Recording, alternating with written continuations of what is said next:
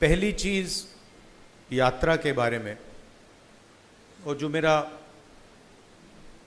अब पिछले 1.5 साल का जो एक्सपीरियंस रहा है।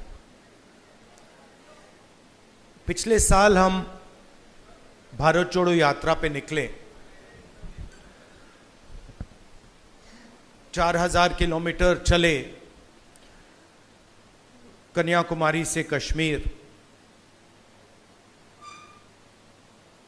और हम सबको, मुझे तो पहली बार हिंदुस्तान को नजदीकी से देखने का मौका मिला।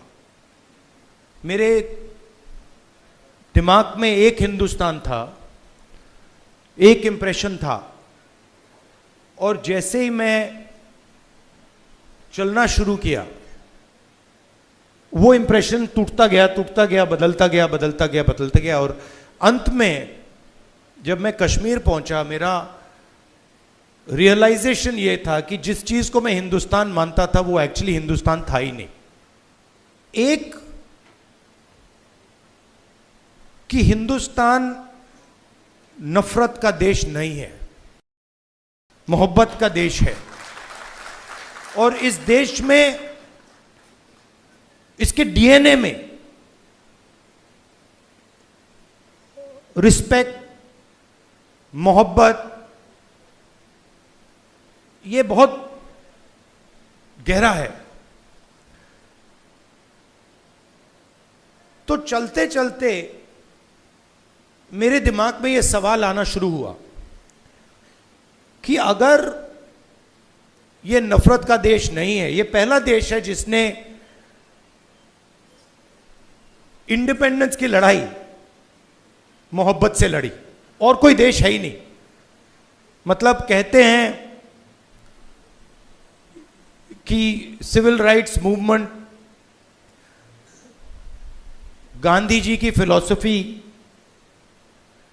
उसने गांधी जी की फिलॉसफी का प्रयोग किया, मगर जो उनको डायरेक्शन किसने दिया? उनको डायरेक्शन गांधी जी ने दिया, हिंदुस्तान ने दिया।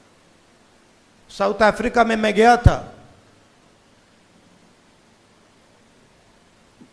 मंडेला जी ने मुझे यही कहा कि हमें जो औजार दिए गए, हमारी फ्रीडम स्ट्रगल के जो औजार दिए गए, वो अफ्रीका के औजार नहीं थे, वो आपके औजार थे, हिंदुस्तान के औजार थे, और वो औजार हमें गांधी जी ने दिए।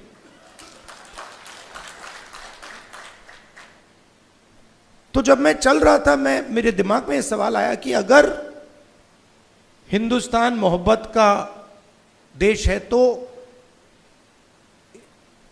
इसमें नफरत क्यों फैल रही है?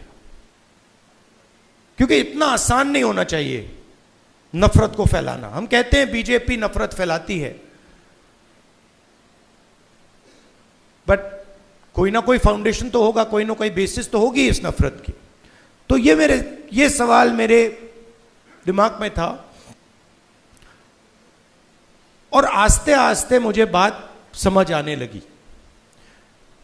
कि नफरत का कारण अन्याय है।